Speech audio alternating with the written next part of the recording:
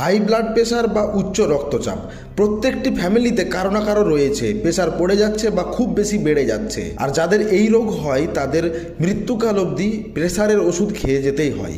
আজকের ভিডিওতে গাছপালা দিয়ে একটি এমন ঔষধি বলে দেবো যেটি অ্যাপ্লাই করলে সারা জীবন আপনাকে কোনো ডাক্তারি ওষুধ খেতে হবে না। আর এই গাছপালার ঔষধিটি ডাক্তারি ওষুধের থেকে অনেক বেশি শক্তিশালী, আর যেটা সারা জীবন খেতে হবে না। তো নমস্কার, আমি শীতল গোস্বামী, আমার বাড়ি পশ্চিম মেদিনীপুর। আমি তন্ত্রমন্ত্র ও আয়ুর্বেদিক চিকিৎসা দ্বারা মানুষের উপকার করে থাকি। তো চলুন ভিডিও শুরু করা যাক। গ্রামাঞ্চলের লোকেদের ক্ষেত্রে খুবই সহজ আজকের ভিডিওতে বলা তথ্য অ্যাপ্লাই করা, তবে শহরের লোকের একটু সমস্যা হতে পারে, তাও খুব একটা সমস্যা হবে না। গ্রামের লোকেদের ক্ষেত্রে বলে দিই, কলা গাছের আগা কেটে নেবেন, মানে একটা কলা গাছ আছে তার মাথা কেটে নিলেন।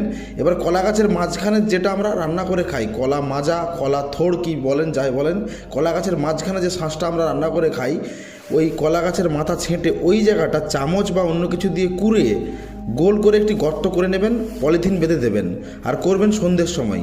এবার সারা রাত পলিথিন বাঁধা থাকবে, সকালে উঠে দেখবেন ওইখানে জল জমেছে ওই গর্তটাই। ওই জলটা সকালে খালি পেটে খেতে হবে। তারপর আবার হালকা চেঁচে নেবেন, আবার গর্ত করে নেবেন, কোনো চামচ বা কোনো কিছু দিয়ে কুড়ে নেবেন, আবার সেখানে জল জমবে। ন্যাচারালি কলা গাছের মাঝখান যদি আপনি কোনো কিছু দিয়ে ছিলে বা কুড়ে গর্ত করে দেন, সেখানে কলা গাছের রস ছাড়বে এবং জল জমবে। আর খেতে কিছুটা কষা লাগে, যেমনটা নুন না মাখিয়ে শশা খেলে লাগে সেরকম টাইপের, খুব একটা খারাপ না যে খেতে খুব কষ্ট হবে। এবার বলি শহরের লোকেরা কি করবেন। আপনাদের এখানে সবজি মার্কেটে কলা গাছের মাজা বা কলা থোড় কিনতে পাওয়া যায়, নিয়ে এসে ফ্রিজে রাখবেন, ছোট ছোট টুকরো করে কাটবেন, মিক্সিতে দেবেন, তারপর ছাঁকনিতে ছেঁকে ওই সেম একই নিয়মে খাবেন। তবে যেটা প্রথমে বললাম গ্রামাঞ্চলে কলা গাছ ছেঁটে মাঝখানটা গর্ত করে জল জমলে সেই জল খেতে, এটা কিন্তু বেশি কার্যকারী। এবার বলি কতদিন খাবেন। প্রথমত টানা 15 দিন প্রতিদিন খাবেন। 15 দিন পর ব্লাড প্রেশার চেক করাবেন, যদি নর্মাল থাকে তাহলে একদিন অন্তর খাবেন। আবার 15 দিন পর যদি দেখেন ব্লাড প্রেশার নর্মাল আছে, তাহলে 2 দিন অন্তর একদিন খাবেন। এইভাবে আস্তে আস্তে আপনাকে ছেড়ে দিতে হবে। এক সময় গিয়ে কি হবে, মানে 1.5 থেকে 2 মাসের মধ্যে আপনাকে আর কোনো প্রেশারের ওষুধ খেতে হবে না। আপনার যদি প্রেশার পড়ে যায় সেটা উঠে যাবে, আর যদি প্রেশার খুব উঠে যায় সেটাও নেমে যাবে।